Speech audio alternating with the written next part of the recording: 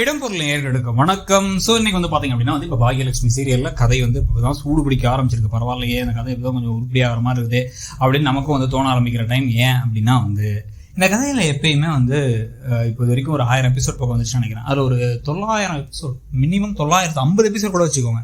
பாக்கியா அழுதுகிட்டே தான் இருப்பாங்க. அட்லீஸ்ட் பாக்கியா அழுவாங்க, இல்லை சோகமாக இருப்பாங்க, இல்லை ஒரு பிரச்சனையில் இருப்பாங்க, ஸ்ட்ரெஸ்ஸில் இருப்பாங்க. அதுலேருந்து எப்படி மீண்டு வருவாங்கன்னு இருப்பாங்க.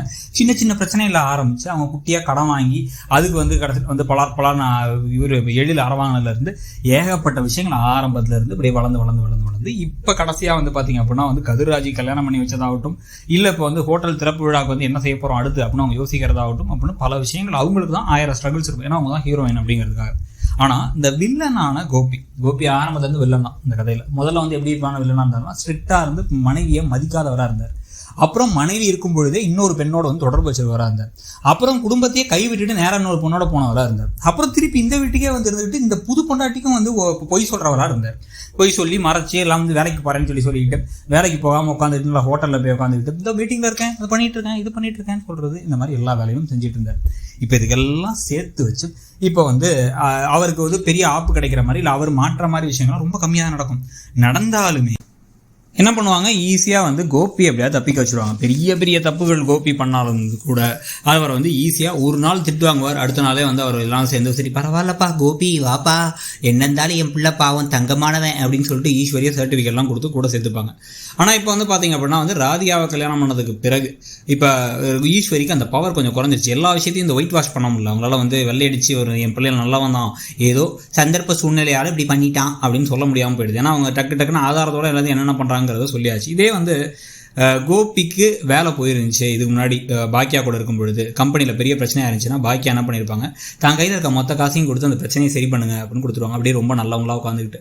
இன்னொரு தடவை என்ன பண்ணுவாங்க அப்படின்னா அதை வீட்டில் சொல்ல வேணாம், அத்தையும் மாமாவும் ரொம்ப வருத்தப்படுவாங்க அப்படின்னு சொல்லிட்டு ஏதாச்சும் முட்டாள்தனமாக செஞ்சுட்டு கடைசியில் அவர் அவங்களே தூக்கி சாப்பிட்டு போயிட்டே இருப்பார். ஏதாச்சும் ஏமாற்றி விட்டுட்டு போயிட்டு இருப்பார். ஆனால் இப்போ அதெல்லாம் கிடையாது. ஏன்னா ராதிகா அந்த மாதிரிலாம் இல்லாமல் கட் அண்ட் ரைட்டாக ஒன்றும் இல்லை ஒரு பிரச்சனையும் இல்லைன்னு சொல்லிட்டு இருக்கும் போதே வச்சு செஞ்சிடறாங்க. டபக்குன்னு ஓடி முன்னாலே ஒன்றும் இல்லையா, உங்கள் பையன் ரொம்ப நல்லவர் நினச்சிட்டு இருக்கீங்களா, ஏதோ நான் மட்டும் தான் சண்டை போட்டுருக்க சண்டைக்காரி நினச்சிட்டு இருக்கீங்களா அப்படின்னு ஆரம்பிச்சு.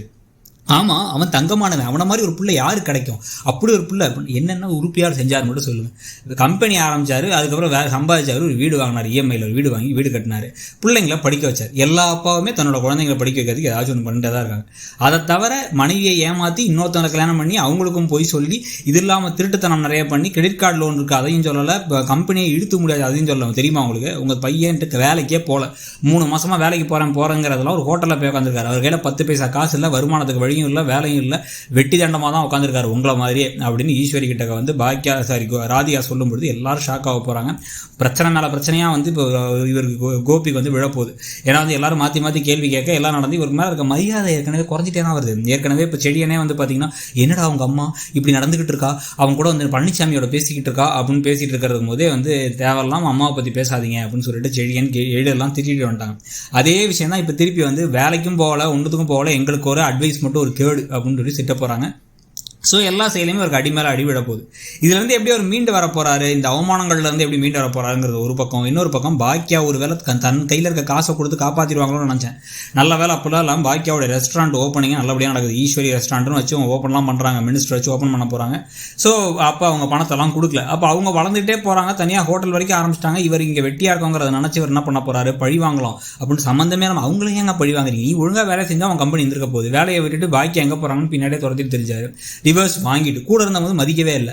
இப்படி ஒரு காரியத்தெல்லாம் பண்ணிருக்கக்கூடிய ஒரு நபரை பற்றி உங்களுடைய கருத்து என்னங்கிறத சொல்லுங்க. கோபி மாட்டி நாளைக்கு முடிக்க போறாரு, சமத்திட்டு வாங்க போறாரு, எல்லாருக்கும் முன்னாடி அவமானப்பட போறாருங்கிறத பார்க்கறதுக்கு எனக்கு கொஞ்சம் ஆர்வமா இருக்கு. உங்களுக்கு என்ன தோணுதுங்கிறத சொல்லுங்க. தேங்க்யூ. இடம்பொருள் நேயர்களுக்கு வணக்கம். ஸோ இன்னைக்கு பாத்தீங்க அப்படின்னா இப்போ பாகியலட்சுமி